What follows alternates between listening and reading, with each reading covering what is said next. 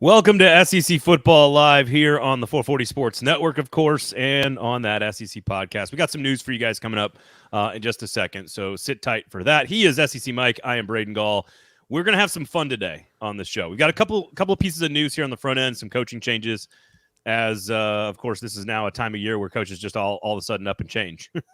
so we've got a bunch of coaching changes to get to. I think there's some interesting things taking place at Alabama, at Kentucky, and, of course, maybe at Missouri. So we'll get to that. What is going on to everyone in the comments? I do appreciate you guys hanging out with us. And we're going to play a game today. It's something that my good friend Stephen Lassen and I have done on our other show for a long, long time, many years. And I thought I'd tweak it a little bit because I thought, you know what? I'm tired of portal talk. I'm tired of NCAA investigations. I'm tired of coaching changes. Let's have fun looking ahead at 2024. And here's the game we're going to play today. We are going to put together our dream SEC road trips. Now, I wanted to put a bunch of rules on this and say, look, you can't, visit a team more than twice. You can only go to home stadium one time. And I said, you know what? Screw that. It's too complicated. Here's what you're going to do. You got to pick a game to go to in the SEC every week of the year. You have to see all 16 teams over 14 weeks. So that's one qualifier. You got to see all 16, which means you got to pick a Vandy game somewhere. You got to put them in there somewhere. And we will lay out our dream road trips coming up a little bit later on in the program. So update and some news here on the front end of the show for all you guys that have been listening. And I already see a lot of you guys that I recognize. Bo, I know you come over and hang out at 440 a lot as well. Liquid Flames, I know you've been over there. I know a lot of you folks have been over there, and I really appreciate you guys. Michael and I, we're gonna move over to, or I'm moving SEC Football Live back over to 440 Sports. So if you want to continue to hang out with this particular live show, we're going to have some different voices and some different faces and some different formats for you, but come on over to 440 Sports. Give us a subscription. We do appreciate it. Bratton is so busy and has so many important things to do. He has an office with many leather-bound books, and it smells of rich mahogany. And we'll get back together maybe in the start of the football season or at SEC Media Days in Dallas. But we're going to move the show over to 440 Sports exclusively and have some new voices for you guys over there. So this will be our swan song, Mike, together here. I can't wait for you and Cousin Shane over at 440. That's going to be quite the show. Well, since you've deplatformed him and canceled him, I guess I'll have to put him on. I'll have to put him on my platform. So no, just again, there's so many of you great folks over here on that SEC podcast. So if you want to come on over to 440 Sports, we've got right now, for example, we have videos up for every single team ranked in the Athlon Sports early preseason top 25. We've got a deep dive into the NCAA investigation with Trey Wallace. I've got a long form about the future of the SEC with Paul Feinbaum. We're going to have great guests, and we're going to take a deep dive into sort of like every topic that comes up in the SEC, just like you guys do. And what I want, like, for example, Stephen Lassen and I did a long conversation about what this SEC Big Ten merger, this advisory group could mean. And I know this is your goal too, and my goal as well. The goal is to sort of like anything that could be related to SEC football, we want to spend time talking about it. So that's sort of the goal. So come on over, 440, and there you go. There you go. MIZ. Yeah, I was very confused by all these rules. I did it with your initial rules. It's hard to do. So. I may have broken the rules a little, but I tried to go within the bounds of the rules here. So we'll get to that in just a second. Our dream road trip, I guess, we'll just move right along, I guess. Okay, quickly some news here. Two big pieces of news. Ryan Grubb. Jake Mizzou says, "What the hell is 440 Sports?" That is the company that I run. It's got all kinds of content, but the website, the YouTube page is exclusively SEC football and some Tennessee Titans in there, mixed in there. But it is exclusively SEC football. Mike and I have both been in this business a long time, covering college football. But the SEC is the best. I'm an SEC grad, so come on over. We'll have tons of SEC content for you, and stay here with Mike as well. Like, just don't go anywhere. Just add us to your diet. That's all we ask. So. Ryan Grubb leaves after the 30-day portal window closes. He heads to Seattle to become an offensive coordinator. We have talked about this. This is a problem in college football. We are losing talented coaches too fast, too often, because you can make more money and do less work, frankly, in the SEC. T. Martin warned us about this a couple of years ago. He said, look, I want to be home at 5, 6 o'clock, see my wife and my kids and my family. And the portal rules and NIL and the NCAA and the investigations and all this chaos is pushing coaches out. Liam Cohen leaves Kentucky to go to Tampa Bay. Ryan Grubb is now no longer your offensive coordinator at Alabama. And I know I haven't seen the latest, Mike. I don't know if there's been more to this morning about potentially targeting Kirby Moore. But it's not a huge blow because Kalen DeBoer is such an elite offensive mind. But it's certainly Ryan Grubb and the offensive line coach. That's a big loss for Alabama at this stage of the season, for sure. Yeah, it looks like they're going to promote Nick Sheridan to offensive coordinator. He's never been a play caller, so life in the SEC is not all it's cracked up to be, is it, old DeBoer here? I mean, one issue after another. This has got me losing. It's not like Ryan Grubb was Alabama, but it's got me feeling less optimistic about the Crimson Tide now. And I don't like the way they handled it. For anybody that missed it, apparently they waited to announce this till after the 30-day portal window, which I don't know. I don't even know why you have to do that, Braden, because who in the hell is staying at Alabama for Ryan Grubb, who's not worked but 2 weeks down there? That's nonsensical to me, but I guess that is life in the SEC. We got to look for each and every advantage we could possibly squeeze out of this thing, and that's what they did. So I guess more power to them, but I don't know. If I'm an Alabama player, if I'm like, say, Jalen Milroe, I'm sitting here saying, hell, I've known these guys for how many weeks, and you already lied to my, I don't know if he lied to his face, but he lied to the face of many boosters at Alabama. I mean, I'm kind of like, how can I trust these guys? That's how I'd be. Well, he's not the offensive architect. So from a scheme standpoint, I'm not as worried about Alabama. If I'm Jalen Milroe, I'm still excited because Kalen DeBoer is the mastermind. Kalen DeBoer is the wizard. Kalen DeBoer is the leader, and Kalen DeBoer is here. So that one I don't have as much concern about. But look, if it's your favorite team, this is what you'd want. You'd want your coach, you want your coordinator to wait till after the 30-day window and then leave. Like, do I love that a guy took a job at one of the premier institutions in college football and then realized he had an opportunity in the NFL? I think that's, I don't know. You don't know what the conversations were like either between him and the players. I mean, it sounded like, from what I understand, on the front end of the hire, that it took him some convincing to come down there in the first place. And then I think he always knew there was a chance that, Seattle could call for him or some other team could call for him. So, again, is it the end of the universe here for Alabama? Of course not. Is it part of the game now where coaches are leaving to go to the NFL because it is less work and more money because the NCAA roster management is chaos? Yes. That is a thing you better get. The Boston College head coach just left to go become a coordinator. Chip Kelly is like getting out. I know he went to Ohio State, but like, it's less work to be an offensive coordinator than to be a head coach. Kane Womack, who's on the Alabama staff, left from being a head coach to be a coordinator. You can keep going with these guys. Like, it's going to be a problem in college football until we get the roster management crisis solved in the SEC and everywhere else in college football. Right, but there's nothing wrong with what you just said. I think it's all accurate, but there's a difference between taking a job and then on we're recording, it's February 13th, February 9th, he says, I'm Ryan Grubb, I'm your new offensive coordinator, and this was at the Red Elephant Club, which is kind of the booster club. They're trying to get NIL donations. I mean, well, but it's must-lie situation. I just landed a job. Well, what do you think, Josh? I hear you, man, but do you think Josh Heupel, before you take a job, it's must-lie situation no matter what. So, Hugh Freeze is at meetings at Liberty every second of the day doing the best job he can for Liberty before he takes the Auburn job. Like, that's like Nick Saban was interviewing guys the day before he decided to retire. Isn't that bullshit then? Like, I just think that's the way the industry works. I think it's unfortunate. I think this one's even more weird because he did it in such a short period of time.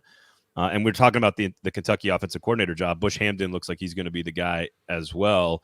And Boise State fans, yes, Travis, are extremely pissed off. By the way, Boise State rushed for over 3,000 yards last year. I just want to point that out. They were one of 4 teams in the entire country that rushed for over 3,000 yards, and Bush Hampton made their offense significantly better from year 1 to year 2 last season. They were top 15 in college football in yards per play. So I think he fits. They were doing some super creative, fun stuff with the quarterback and the run game. I think he actually fits very well with Brock Vandagriff. So I think if that does get finalized, I think Pete Thamel reported that originally, so we can get into that too. I don't think it's as like, first of all, if you're a Bama fan, aren't you happy that he waited till after the portal was closed, just in case maybe one receiver or one guy didn't leave?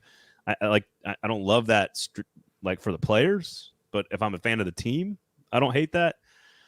And then I don't know. I think every single coach lies all the time until they have the new job. Like you have to pretend like you don't have the job until you do have the job, right? Isn't that normal? I mean, I just think it's different when they literally the moment he accepts, they're like, this was all constructed for this portal window. Like that. I don't know. That rubs me the wrong way. But I don't know. So is it possible? I mean, I agree with what you're saying, and I don't disagree with your emotion and your response to it. But is it possible that somebody takes a job and thinks it's the best thing for their family and their situation, and then things change 30 days later, and they get a better job from somebody else? And I'm not saying that's not a terrible situation, but it's also possible that could happen. And I think it's easy. I think it's easy to make the case that being the offensive coordinator for Seattle is significantly better right now than being the offensive coordinator for any college team, because the college game is so fucked up from a roster management standpoint. That's my takeaway is more about like college football needs to fix its own backyard, and then folks won't be leaving as often. I feel like is more the takeaway for me. And then maybe even a striking at the similar topic, but a little different. We saw Chip Kelly leave UCLA, and from what I understand, UCLA's NIL is in the toilet. And I just read an article from Edgar Thompson, I think it was, down there in Florida. He's been covering the Gators for decades. Very good music fan, Edgar Thompson. Big time really? Music guy. Oh yeah. And he basically, the thesis of his, and this is not just him speculating, he went out and spoke to Florida Collective people. They basically said, we don't got money to pay players. Yeah. And what do you know? UCLA, well, I mean, I don't follow UCLA, but the fact that Chip Kelly left to take an offensive coordinator job tells you basically all what he thinks about UCLA and the Big Ten. And even the most diehard Florida fans, hell, we got Michael in here in the comments, just eyeing the next coach, and he's not alone. I mean, it seems like Billy Napier may be dead man walking here. And in part, that's probably his NIL. I had Nick Knudsen on my show last week, Braden, and he said all these flips at the 11th hour, that was money related. Now, maybe not the case for everybody, but I mean, all this factors in, and I don't really know where I'm going with this, but I guess fans more than ever, I think, have a say in how well their program does. And I don't think it should be the fans that have to pay for all the players. I think that's ridiculous, but it's the system we have right now. And I think the fact that, if you don't believe in Billy Napier, you say, I'm not going to give him a damn dime. But I believe in Lane Kiffin. I'm going to give him more than I've ever given before. I think there's power in fandom right now. There is, but not. I mean, 99.9% of us don't have the money to make a difference. Like, we just don't. I've talked to some people around the Florida program that'll tell you, like, it's the same small collection of boosters that generally write the big checks for everything at Florida, and they need more of them, and they don't have enough. They don't have enough of them, apparently, from what I understand. And UCLA has always had financial issues from a commitment standpoint. Now, it's a great job because you're going to be in the Big Ten and you can recruit California, which is very different than like Indiana, Illinois, Purdue, Wisconsin, Northwestern, etc. You have a much better situation in recruiting, but they don't commit financially to the institution. They never have. That's always been an issue for UCLA. It's why USC's always been a better program. But when UCLA is good, you can win at a high level. The other thing is, real quickly on Chip Kelly, he left because, I mean, this guy was on the hot seat like 3 months ago. So Chip Kelly's situation is not just about NIL. Chip Kelly was about to get fired. Yeah, but you can't tell me that. That's where the Billy Napier comparison does make sense to me, is that if at the end of next year, Billy Napier's on the hot seat and they keep him, and he doesn't see NIL changing, and he decides to leave on his own, then you're exactly in the same situation as Chip Kelly. But there's no way that Missouri and Ole Miss fans have more money than UCLA and Florida fans, is it? UCLA does not value football. They don't. It's not about like Vanderbilt has more money than anybody, but they have a $4 billion endowment or whatever. Like they don't. It's not. It's about what you prioritize. And Florida simply, I would argue, Florida just doesn't have old enough money. like Tennessee and Auburn and Alabama have 100-year-old money, right? Like families of boosters that have passed down their ability to influence. Texas oil money is like generations old.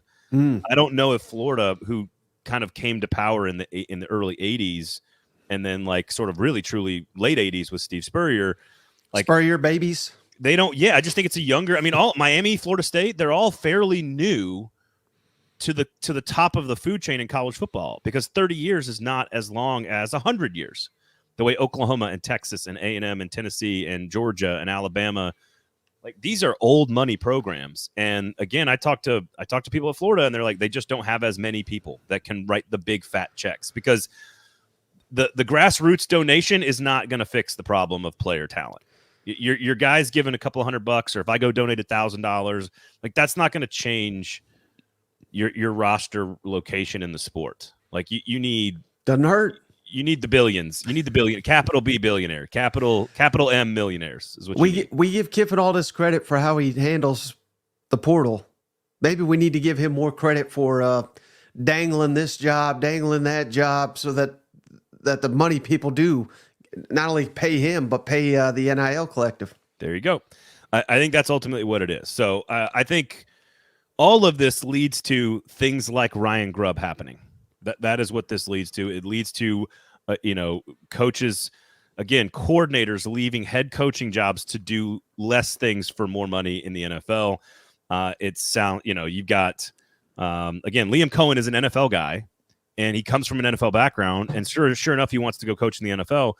But when you put this entire story all together with Chip Kelly and all these other coaches, Jeff Hafley leaving Boston College, it's a major brain drain of talent in the college level. Now, Kentucky, Bush Hamdan, we talked about it. I think this is an excellent hire for Kentucky if and when it gets finalized. I don't know about the Alabama situation. I think Sheridan, we'll have to find out. I would much rather Kalen DeBoer call plays in year one. That's what I would rather see if I'm an Alabama fan. But I think ultimately you could do a lot worse. Boise State people, by the way, Bush Hamdan did a brilliant job with the coaching staff after fired their coach, Andy Avalos. They kept that team together, and Bush has done a pretty good job. And to pull an alumni away from Boise State, who's got all of his returning starters coming back, a star quarterback in Malachi Nelson, who's a former 5-star, went to USC. I think Kentucky, to lure him away is a nice win. Let's find out what he can do in this conference. I think that remains to be seen, but we'll see. I think it does fit Brock Vandegrift's skills very well, though. Well, I'm looking at Boise 2 years ago, though. They ran for 2,800 yards. Yep.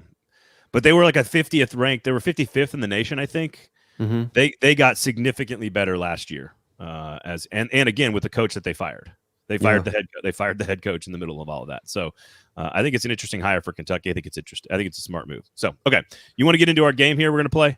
Yes, and sir. You guys can certainly play along. Here were the rules that I sort of put in place for this. You got 14 weeks in the college football season, starting on August 31st, running through November 30th. You can go to any game you want to go to, any week you want to go to, but you have to see all 16 teams at least one time. Now, I wanted to put a bunch of other restrictions on this, but it made it hard. It made it harder. So I just said, look, you can go anywhere you want to go, but you got to see all 16. So that means you have to see Vanderbilt, you have to see Mississippi State, you got to see Arkansas, you got to see everybody, right? And so then beauty's in the eye of the beholder. Sometimes you may want to see a coach, you may want to see a player, you may want to see a matchup, you may want to see a storyline. There's no rhyme or reason. This is all beauty is in the eye of the beholder. So in your SEC 2024 dream road trip, Michael Bratton, SEC Mike, where are you going in week number 1? Yeah, well, mine may change slightly because again, I was going off these previous rules you had set, but I'm going week 1, Virginia Tech at Vanderbilt, just to get Vanderbilt, get them the hell off the list. And this is probably maybe the most winnable, high profile game they have. And I don't ever want to see Vanderbilt again after week 1. Can we move this to week 0? That would be even more ideal. It's funny. I almost put that one on there too because it's a decent non-conference game. It's a decent ACC Power 5 opponent, and you can get it out of the way. Exactly. I'm going to College Station.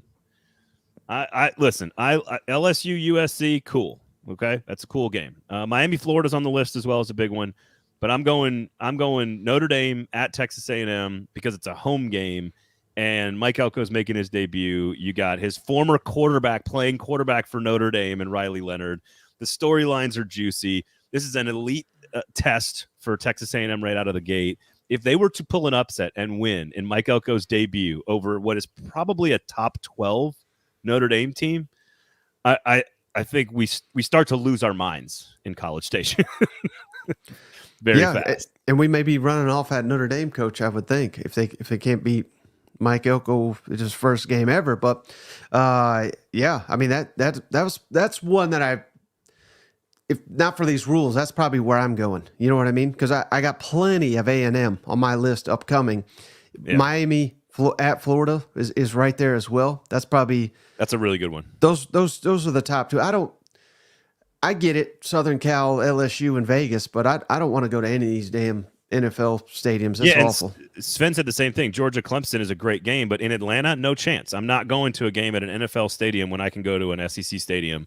Like again, Miami, Florida was my second choice, but I want to see Elko versus his former quarterback. Yeah. I want to see. It's a great helmet game, right? Like the Golden Dome versus Texas A&M. It's a great helmet game, north south. It's going to be awesome. So that's where I'm headed in week number 1. And if you want to get barked at, go down to Atlanta, Georgia, Clemson. They'll bark at you for 3 hours. Well, it's funny. I got so much Georgia on my schedule, but like none of it's in Athens. Yeah, I found one. I did too. I did at the end of the year, but like all of Georgia's most interesting football games, almost all of them are on the road or neutral site this year. So it's gonna be super fascinating. All right, week number 2, September 7th. Where are you going? Again, I'm trying to get teams off the list. We don't have a ton of great matchups here. South Carolina at Kentucky, Sunglass Bowl. There's some hatred here, and I really think that the loser of this game. I mean, this is almost like a must-win in week 2 of the season because the loser, I think, is in for a really rough year. This could be a big game for Shane Beamer and Mark Stoops. You want to get you want to Airbnb a horse farm together? I've done that before in Lexington. I've Airbnb'd a horse farm. Really? I'm going South Carolina, Kentucky. I'll be there. Shane Beamer versus Mark Stoops. Sign me up. I think it is an incredibly important game for both teams and their bowl chances at the end of the year. I think we're going to look back and we're going to go, no, we're not going to Bowling Green. We're going to Lexington, Chris. different place in Kentucky. No, I think it's, to your point, I think it's way more important than people realize. And I think the Arkansas-Oklahoma State game is utterly fascinating. I think that's a really interesting game. Texas, Michigan, of course, is amazing. Houston and Oklahoma, former conference rivals. Cal and Auburn's fun. You know, Mississippi State at Arizona State's fun. But give me South Carolina, Kentucky. I want to knock those two off my list, and give me a good coach rivalry with great sound bites, sound clips, and some steaks. Right? Drink some brown water. You know, we'll get We'll get a 2-bedroom. You know, I'm not going to make you sleep on the couch. I've also kind of offended these first couple of weeks. There's just not a lot of great matchups to pick from in the SEC. Texas Michigan is insane. I don't care about Big Ten. I'm talking SEC. Okay, right, but there's not. You know, you have to play non-conference games. I want all SEC all the time. Like that COVID year was glorious in that aspect. We're getting closer to that, by the way. When the non-conference games come on. Okay, so we're in the same place in week number 2. Week number 3, September 14th. Where are you going? This was another tough one for me, but I'm going Texas A&M at Florida in the swamp. I think it's going to be a hell of a matchup here. Again, maybe A&M's got a real chance to get some momentum. So does Florida. This is one that they desperately need because this is one of their more – I don't know how winnable this game even is for Florida, but it's one of the more winnable ones in the SEC for the Gators. Playing at home, hot and muggy. Of course, the Aggies are used to hot and muggy, but it's a different level down there in the swamp. So give me Texas A&M at Florida. One of the things when you study Florida's schedule, and we've talked a lot about it on the show, but Florida gets a lot of its swing games at home in the Swamp. Later on in the year, it's LSU, it's Ole Miss, it's Kentucky in the middle of the season. Like, they are going to host Texas A&M in week 3, and that is in Miami in week 1. If they can win some of those swing games, that will completely change the trajectory of the program. If they lose a bunch of those swing games, especially at home, and the defense looks terrible, it is going to be the end of Billy Napier's coaching career. So I am with you. I am in Gainesville as well. We're just going to hop on a flight from Lexington and head on down to Gainesville and maybe get my booster shot on the way. Bama at Wisconsin, Georgia against Kentucky, Tulane, Oklahoma is very interesting. LSU against South Carolina. That's another good one there. Ole Miss at Wake Forest. Got to win that one. Boston College at Missouri. Missouri's got to win that one. But Georgia, Kentucky is intriguing. But look at Kentucky's schedule. You lose to South Carolina in week 2, and then you lose to Georgia, and you start 1-2 with a new quarterback and a new coordinator. Fans are not going to feel very happy about that. Nope. All right, how about the following? Now we're ramping up, right? This is where things get Texas interesting. A&M Florida is awesome. That was like one of the best games of the 2020 season. That's true. And what was that? So that would have been Mullen. They played 2. That was Kellen Moore, Kyle Trask. That was a great game. Was it last year or 2 years ago they played 2? And I'm trying to think. I think Florida won it, didn't they? I think so. Anthony Richardson. That was a big time game. Yeah. They play weird games. It's a weird rivalry that like has been created with the new SEC, but it's 2 major power programs. So of course, expect greatness. So well, speaking of that, this is off the wall, but what SEC phenom made his debut in that game? Which year? If I tell you, it'll give it away. But it was Florida A&M, and a phenom was born. 2020. Talking about Kyle Pitts? No, Johnny Manziel. That was his first. You're talking about back game. in 2012, back in 2011 or whatever. Yeah, 2012. Yeah, no, you're right. Yeah, go watch the documentary, right? Yep. He came out just like basically first half. They said we tried to make him run an offense. He couldn't do it. They said second half, just do whatever the hell you want, and he went out there and damn near won the game. Cliff Kingsbury's like, come on, man, you can't be drinking on the practice field. Kingsbury's just like, come on, Johnny, come on, dog. All right, I have a feeling I'm going to be with you 3 weeks in a row here on this one. I have a feeling in week 4, September 21st, I have a feeling you and I are going to be in the same place. Oh, yeah, Tennessee at Oklahoma. Josh Heupel reunion, Nico, Jackson Arnold. First taste of Norman, Oklahoma. I mean, this is the game right here. You know, can you sing the rest of it? I don't know. I just know that part. Sing the rest of it. Where the wind comes sweeping, boomer suit. One of my favorite thing about Oklahoma, welcome to the SEC, Oklahoma, is that your entire fight song is just 2 words over and over and over and over and over and over and over again. It's just boomer sooner, boomer soon. That's all it is. I'm Tennessee, Oklahoma. There's a complicated relationship there between Josh Heupel and his alma mater at Kentucky, at Oklahoma, and obviously not an accident that these two teams are playing in Oklahoma's very first ever SEC game, that it's in Norman, that it is against Josh Heupel in Tennessee. It is obviously not a coincidence. And 2 elite 5-star quarterbacks that people have insane expectations for. Here's the deal. I think Tennessee's the better football team right now on paper. Yeah. I mean, I don't know how to, and people get mad when I say this, it's just the truth, but I don't know how to evaluate Texas and Oklahoma because of that weak-ass junior conference league they were in. So, this year is going to tell us a lot about both of those teams, and seemingly Texas, obviously very, very bold about what they can do in the SEC. We'll see. Did Texas A&M and Missouri accomplish anything in the first couple of years when they joined the SEC from that quote-unquote junior conference? I think the league's even better now. You mean? Oh, that's right. Johnny won a Heisman, set all kinds of SEC records, and Missouri won the division twice. Okay, all right. And that was with Georgia and Tennessee and Florida were all down. I didn't ask for any of that context. I'm just saying. I just asked for facts. I think your hatred and condescension towards other conferences is, look, we're the best. We don't have to act like we're the best. You know what I mean? Like, we've been to the party so many times. Can you just act like you've been there before? You know? Like, no. Just act like you've been there before. You're like a Tennessee baseball fan showing up in Omaha. Like, what the fuck is this place? Exactly. Where- That's the right where- attitude to have. What's going on out here? Y'all play baseball? Yeah, that's how I feel about them. That's how I feel about the Big 12. Texas and Oklahoma are going to be very good. So, Yeah. Okay. We'll find out. We'll find out come September 15th, I think it is. I mean, look, the SEC is ripe for the picking with the decaying dynasty. I mean, Alabama is meaningless now. So obviously the SEC, Tennessee, Texas, and Oklahoma come right in, destroy. Yep. I nailed that one.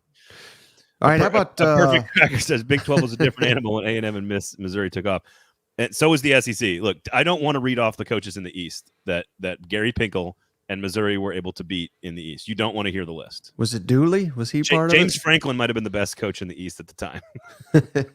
God. Well, it would have been Mark Richt at the time, but I think it was Joker Phillips. Mm-hmm. I think it was Jim McElwain.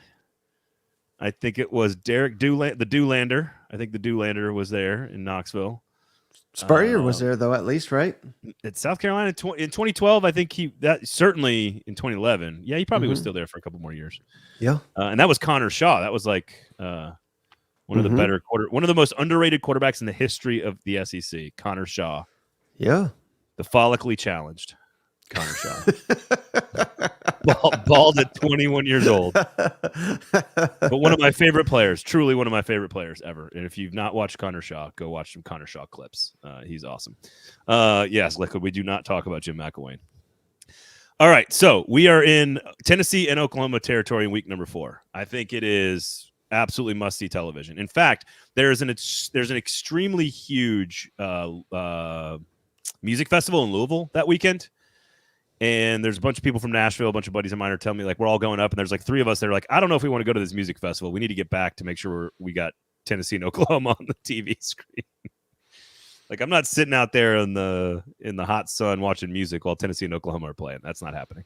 So, and then the following week, I assume we're at the same location again. Yeah, this one, there's week 5, Georgia at Alabama.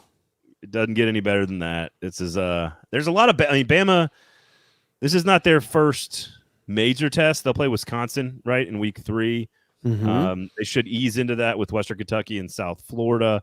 But this is the real first challenge with the best team and the best program and the best coach in America coming to Tuscaloosa. And Alabama has traditionally won all those games. So this will be the first time where Alabama doesn't understand what's happening. And I'm currently on the ESPN schedule site where they link you to go buy tickets. You could get a ticket as low as $393 for Georgia at Alabama. And then same weekend, South Alabama at LSU, you can get a ticket for as low as $9. $9. And what do those 2 games have in common? Kane Womack. Yeah, that's true. Kane Womack. Kentucky at Ole Miss is a very interesting football game that weekend. Arkansas at Texas A&M in Jerry World is always just a complete and total chaos, total shit show. I love when those 2 teams get together. You always just see something completely absurd when those 2 play. Even if like one team's way better than the other, there's always something crazy. But the other one is Oklahoma at Auburn. If you want to talk about beautiful setting, beautiful place to go to a game, great fans, loud atmosphere, Oklahoma coming off hosting Tennessee the week before, 2 historic brands that compete for like Oklahoma and Auburn is also as good as it gets that same week. But yes, I am going to be in Tuscaloosa up the road. Maybe we could do the double dip. Can you like get in the car and head down and do both of those games? That's a huge day in the state of Alabama. I've seen Sankey do it, but I think that's out of our budget. We'll see. It's only a couple hours, man. It's like a 3.5 hour drive. It's good. Week number 6, October 5th. There's some good ones here. Where are you headed to? Yeah, I think Cousin Shane and I are actually planning on attending this one, so I had to put it on the list. Tennessee at Arkansas. It's been a fun little series. They don't play as often as they should. They will now, moving forward in the new look SEC. So Tennessee at Arkansas, I think that'd be a hell of a time. First of all, you got Clint Sterner will be there, I'm assuming. Yep, exactly. No, I am going. I'm going Missouri at Texas A&M.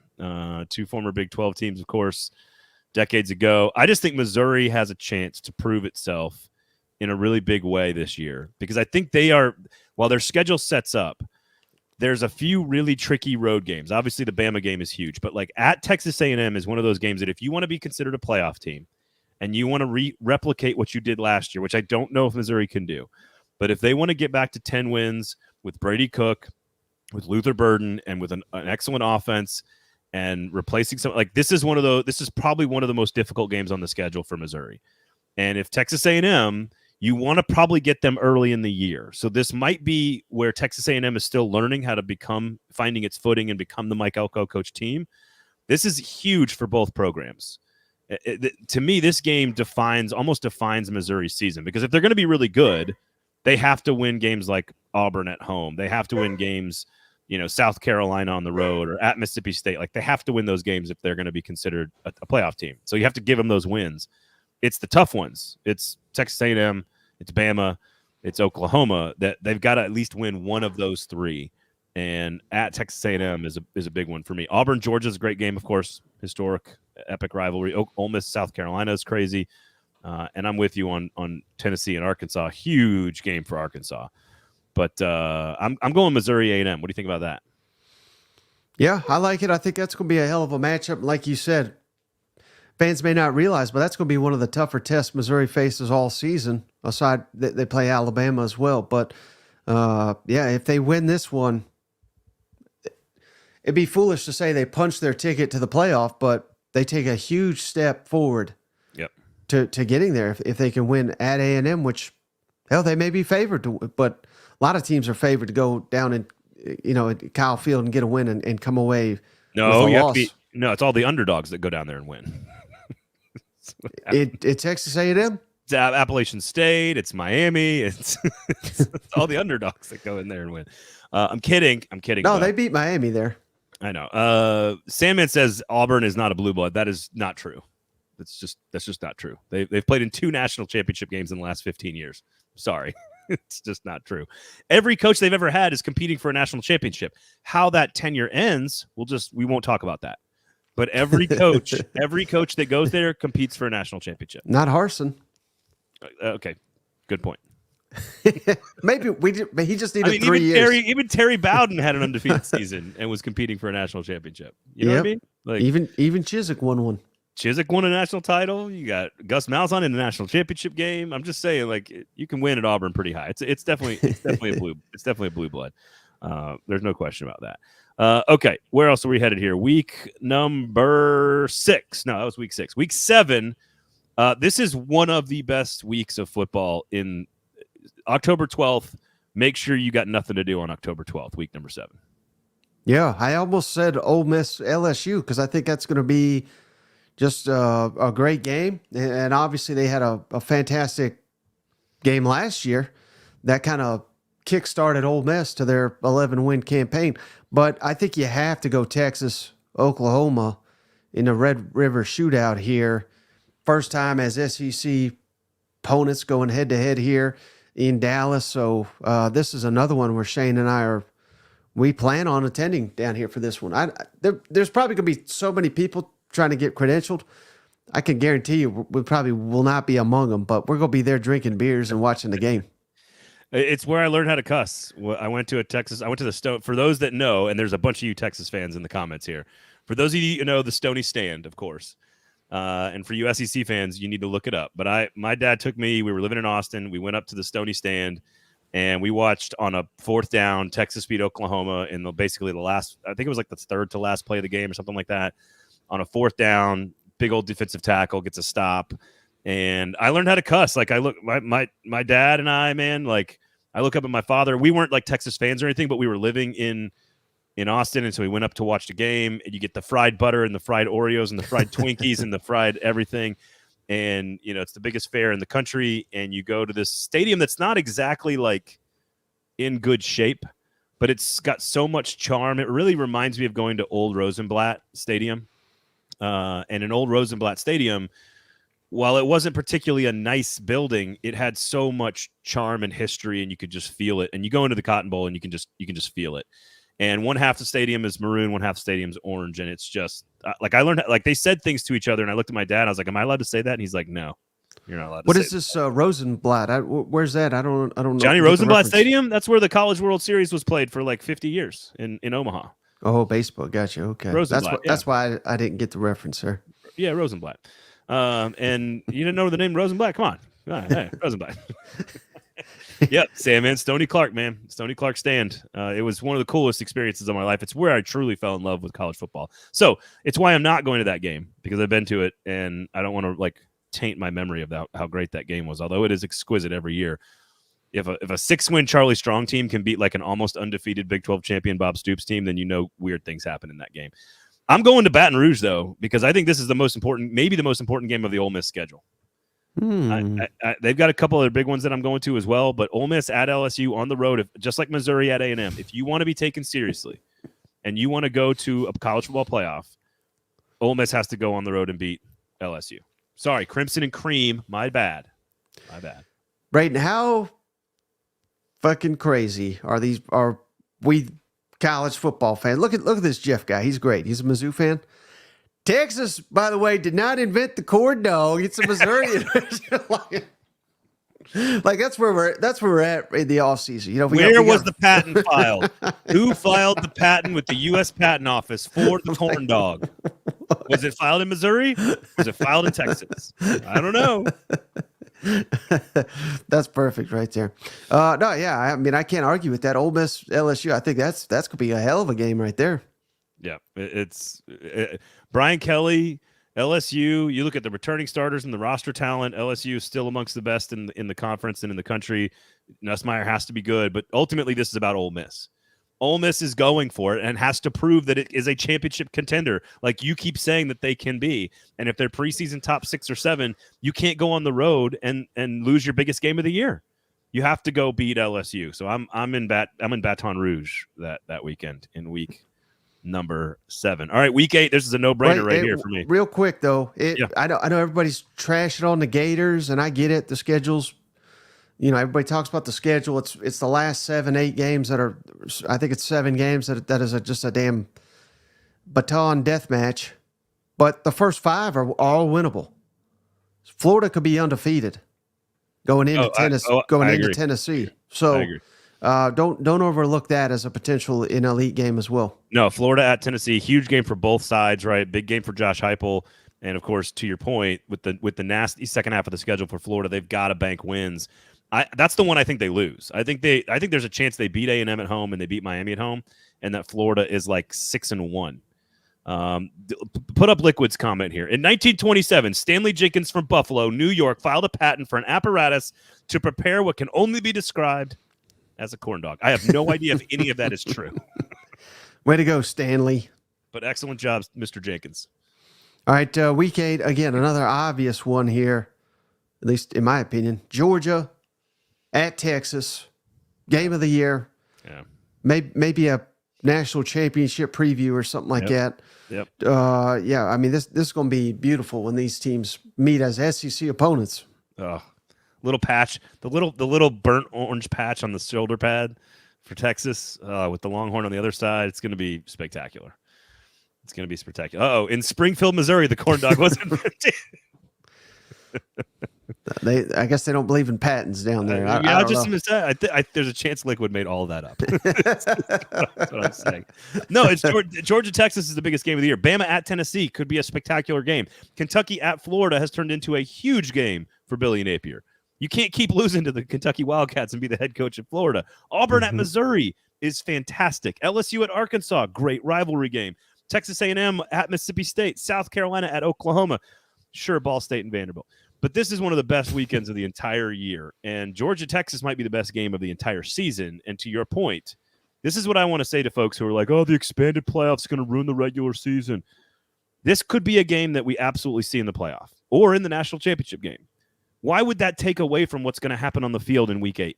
Why would that game be any less awesome? Because they might play again later in the year as two of the best teams.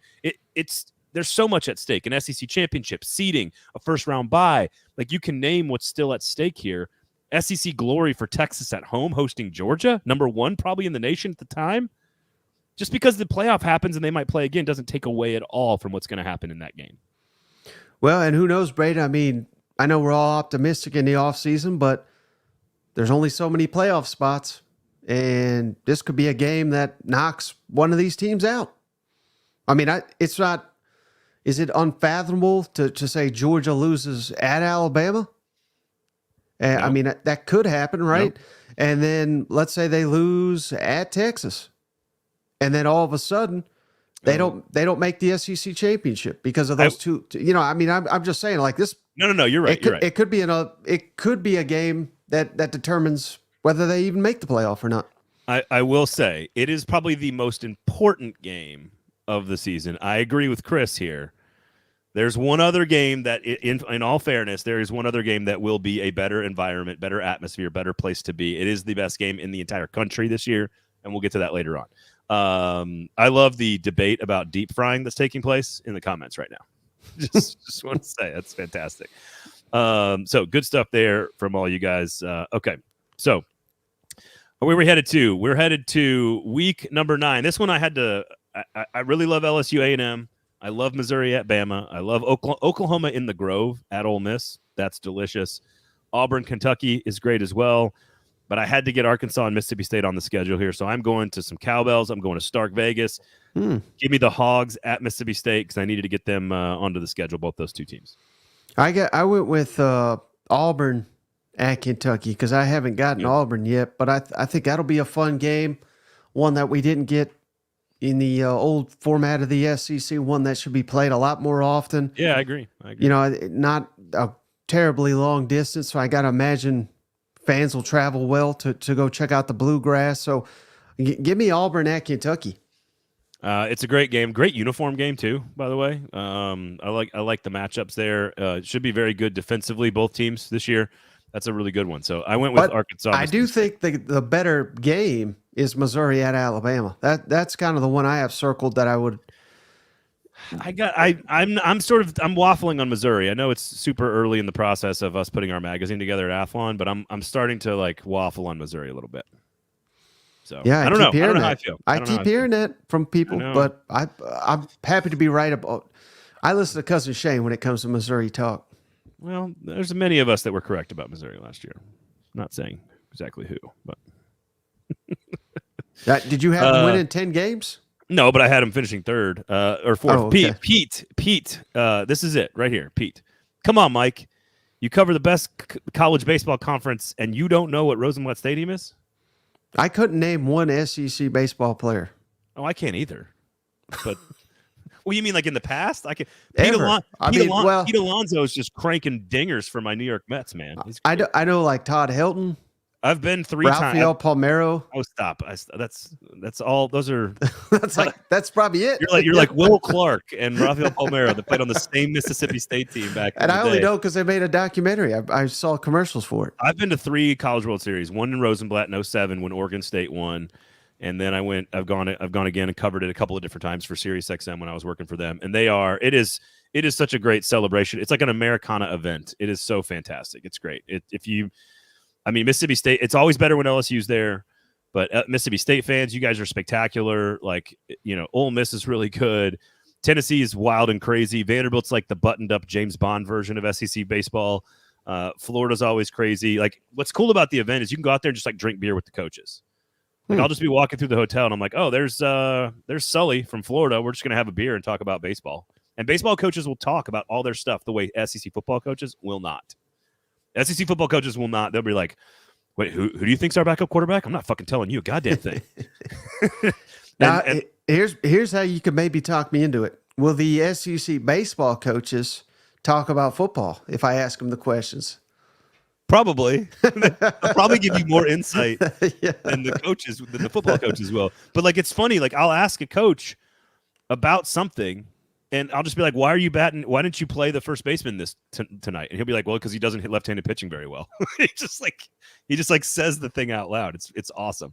Yeah. Schlossnagel. That's right. I was there when he was at TCU, I believe. I covered the series when they had that guy who was like, what's the guy's name for TCU that was like 6'8", like 300 pounds, and he could hit the ball a quarter mile. And he played for Schloss, I think, when he was at TCU, I believe I'm not mistaken on that. Anyway, Coach lost. There you go. That's right. Anyway, back to our football discussion on a football show about college football. I'm at Arkansas, Mississippi State, week 9, October 26th. November 2nd, week number 10. I'll go first here and get it out of the way. Vanderbilt at Auburn. I love What? I had to get Vanderbilt on the schedule somehow. And I had to get Auburn on the schedule. And I love going to the Plains. It is one of my favorite places in America to watch college football game. And so if I'm going to watch Vanderbilt, I might as well really, really love going to eat at Acre and, the Hound and going to eat at all my favorite places. I absolutely love Auburn as a place to go visit and watch games. It's great. It's great. Being a Vol fan, Mike wouldn't know the significance of Rosenblatt. See, I don't even know. I don't even get that. Is that a burn or something? Well, yeah, so the last time when I was in college, they went to the College World Series with Luke Hochaver, J.P. Arancibia, Julio Bourbon. Tennessee went in 05. They had the number 1 overall pick in the draft. They have not been relevant since then. And then Rosenblatt was destroyed. And they built a new ballpark. But they've been back, man. They've been back with Vitello they've been back now with Vitello a couple times. So it's you can't hate on it too much. Okay, where are we going? I'm going to Vanderbilt Auburn. I'm assuming you're not coming with me. No, and I think Florida Georgia is an obvious one. I think I've used up all my Georgia, but I don't even know how competitive that game is going to be. I would pick that one for the atmosphere, but I'm going Ole Miss at Arkansas. One of the more underrated SEC games. Those fans, they know all about it, but I don't know if the rest of them really paid attention. But this is one of the best series that I don't know if it'll remain on the annual schedule, but it has for years. Lane Kiffin, Sam Pittman, some classics there. So give me Ole Miss at Arkansas. Fayetteville is one of the more underrated places in all of college football nationally. We'll see how good. The problem is how good is the football team at that point of the season. We just don't know with Arkansas. But you're right. Great rivalry, great fans, great stadium. Attendance at that place. It's a much bigger stadium than people realize, I think, if you haven't been there. You're talking I think 77,000, capacity. Next week, week 11, November 9th, there's only one place to go here. Is it Alabama at LSU? That's where I'm going. Yeah. I think you can make the case depending on if Ole Miss lives up to the hype. Georgia at Ole Miss could be certainly one to watch. How good is Florida at Texas? That could be a fun game too. Mm-hmm. But I can't wait for Oklahoma, Missouri. I mean, I didn't realize the hatred there, but that, aside from Texas, this may be Oklahoma's best rival in the SEC now. There's no Oklahoma fans will tell you there is no rivalry. Oklahoma will say this is not a rivalry, although Eli Drinkwitz is doing his best to make it a rivalry. He's trying to do that with literally everybody, though. They've played 93 times between those two teams. They've played 93 times, but Oklahoma always sort of brushed them off. Mm-hmm. They were just sort of a thing that existed. Now they beat the best Missouri team that Pinkel had was that 07 team that was close to the national championship game. They lost in the Big 12 title game to Oklahoma. But that is a great week of action. I just thought you couldn't avoid Kalen DeBoer against Brian Kelly. It's a new era of Bama LSU. And Georgia Ole Miss could be great. I agree. Maybe Ole Miss is so good that they could hang in that game. Missouri could be good enough to hang. Those are two teams that could be like top 15 type matchups. Florida, Texas is really, really good. That's a lot to ask Florida to go on the road and play in that game. I just think it's Bama LSU. So week 11, November 9th. It's just too much tradition and history there, especially with new names and new coaches on one half. And Brian Kelly already 1-1 with a win over Bama, which is more than he could do when he was at Notre Dame the whole time. So week 12, November 16th. Are we going to the same place here? Well, again, so here's where I started to cheat because your rules, I just couldn't work around them. But that's why I changed the rules. I think Tennessee at Georgia, that's probably the one for me. I also think Texas at Arkansas, that is another one that I'm very, very interested in seeing. But if I had to stay to the rules, Missouri at South Carolina, that is a nice little game too, even though South Carolina can't beat Missouri. So if I'm sticking to the rules, it's Missouri, South Carolina, but my heart will really be in Athens because I want to go to Tennessee at Georgia. Texas, Arkansas, fantastic old school rivalry. They've seen some recent matchups, of course, rekindling that game, but tons of history there and tradition. I think the winner should get Texarkana, like the city. I think they should play, and then like the city changes possession. Like whoever wins the game Texarkana becomes a part of that state. I'm in Athens because I wanted to go to Athens for a game, and I think the best game in Athens this year is going to be Tennessee Georgia. I still think Georgia dominates the game. LSU Florida's that weekend as well. This is where Florida has to sort of pull an upset somewhere late in the year to keep Billy Napier's job, and he's got to win a game like this one. If LSU's sort of a like a 7-2 team or a 6-2 team at that point, like that's a winnable game for Florida. They've got to pull an upset late in the year. So week 13, November 23rd, I'm going to the Swamp because I want to watch Lane Kiffin go on the road to Florida. There's lots of other great games. There's really great football games this week, but for some reason, there's something about Lane Kiffin and Billy Napier, Ole Miss and Florida. It's like, I don't want to call like, I feel like it could get a little trashy. Kiffin's, you know what I mean? Kiffin's scouting his next job. I think Ole Miss at Florida, that's a game I also picked. But I really would like to go to Alabama at Oklahoma as well. I think I've used up my Oklahoma and Alabama, but that's like a 1A, 1B type situation for me on this weekend. It's a great week, man. There's really, really good games. Bama, Oklahoma, as you mentioned. Texas A&M, Auburn is great. Kentucky, Texas, well, maybe not competitive. Talk about great uniform matchup. Kentucky and Texas, the blue and the burnt orange, that looks great on a TV screen. Missouri at Mississippi State, and there's a bunch of other. This is also a bunch of other. You got you got UTEP, Louisiana Tech, UMass, and Wofford on the schedule as well. Where'd you say you were going? I'm going with Ole Miss at Florida. Ole Miss, Florida. Okay, you're with me down there. And ultimately, in Week 14, November 30th, this is not the most important game in the standings. It may not, although it could affect who makes the SEC championship game. It might impact a team maybe getting into the playoff. But as someone who's been to 3 of these games in my life, there will be nothing close to like Georgia, Texas is great. Ole Miss, LSU is great. Bama, LSU is great. Bama, Georgia is great. Texas, Oklahoma is great. Miami, Florida is filled with hatred. You got Tennessee, Florida, Tennessee, Arkansas, Tennessee, Oklahoma. There's so much great football in the new schedule. There is not a single one that will feel like you are inside a nuclear bomb, like Texas, Georgia, and Texas A&M. Georgia Tech. Yes, clean old-fashioned hate. Texas A&M is going to feel like a different. It is just like it is going to be so different than every other game of the year. It may not mean anything in terms of the standings. It may not, but man, this is 12 years of pent-up frustration baked on top of 100 years of hatred. Again, I don't know if you know this, but when you go to middle school in Austin, Texas, you don't learn your mama so fat jokes. You don't. Sorry, Bo, I love you. But you learn how to confuse an Aggie jokes. Aggies are so stupid. Like that's the jokes you learn. Like you don't learn, hey, your mama's so fat jokes. It's how to confuse an Aggie. Those are the jokes that you learn when you're in middle school in Austin, Texas. So Texas A&M, baby. That's the obvious one, but I cheated a little bit because we know the Egg Bowl, they'll move it to Thursday like they always do. Oh, you're going to both of them? So I'll go to the Egg Bowl that week too. That'll give me plenty of time to get down there. Thursday. It's been on Thursday the last couple of years. Yeah, so it will be again. Now, what day will this what if they move both of them? That's my only issue. Because haven't they done that before? Didn't Texas A&M, didn't they used to play on Friday? It used to be Fridays. Friday, yeah. I mean, that'd be even better. Then I can hit 3 games this weekend. I think one of them I went to. I'll have to go back and check the score, but I want to say it was like 59-7. And I watched Priest Holmes and Ricky Williams in the same backfield, and I want to say they beat Texas A&M like 59-10 or something like that. When I was like, I don't know, 13 or something like that, like mid 90s. But it is just the healthy amount of respect.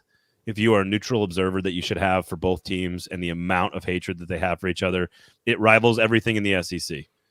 It absolutely rivals everything that happens in the SEC. It is unlike anything I've ever seen. It's Texas Oklahoma is great. It's not as good as Texas A&M. It's just not. And the fact that A&M has gone and like gained this superiority by being in the SEC, like mentally, even though all they did was win a Heisman Trophy. A&M went and gained all this like mental superiority over Texas and on the recruiting trail, frankly, over the last 12 years. But like Texas is back now, quote unquote, competing at a highest level. Got your ass right back. I'm not a Texas fan. I don't know. I don't know. Tell us You about think the corn no, dogs. so Sandman, you think Red River's better than Texas A&M? Okay, all right. That's fine. That's fine. It's more meaningful in terms of the standings, championships, competing. That's not a knock on A&M. But I found I don't know. I found the like middle school kid like yelling at each other thing to be more filled with hatred with A&M. But maybe that's just my 3 years that I was there. So were both teams good at that time, I wonder? No, they weren't. they weren't. Texas and Oklahoma weren't that great in the mid 90s either. They weren't. Although John Makovic had a pretty decent team, I think in '96, the first year of the Big Ten, they went up there and upset Nebraska in the Big 12 championship game. So, Texas and A&M fighting is likely to cripple kids fighting. Good night. All right. That is the dream. That is the dream road trip. If you'd like to submit yours, I'd love to see y'all's lists. I'd love to see it. So you got to see all 16 teams in the league. So you got to see Vanderbilt, Mississippi State, and Arkansas. They're great places to go to games. You got to see Auburn. It's a great place to go to a game. If you want to shoot me at Braden Gall on Twitter, you can get to me at 440 Sports as well. So if you want to come on over, sign up for a subscription there. Mike and I are going to take a little break here. We'll probably get back together sometime during the season and kind of reconvene. But SEC Football Live, everywhere you get your podcasts, and, of course, over on the 440 Sports YouTube page. So 440 Sports, that's all you got to do. And we're going to have tons of SEC content still over there for you. The show's going to kind of evolve and change and have some new voices and stuff. But, Mike, always a pleasure to work with you, dude. I've enjoyed your work for a long time. So I'm assuming this is not the last time we hang out together. But for all of you who've hung out with us all season on this Tuesday time slot, again, jump on over. We'll have some information for you over there on the 440 Sports YouTube page. So come hang out with us, man. We do appreciate it. Mike, it's always a pleasure, dude. Thank you for hanging out for the football season. It's been great. Hell yeah, brother. Till next time, man. All right, boys. Thank you for listening and for watching and subscribing. Have a great week. We will, if you come on over to 440 Sports, talk to you next week. Thanks for listening, everybody.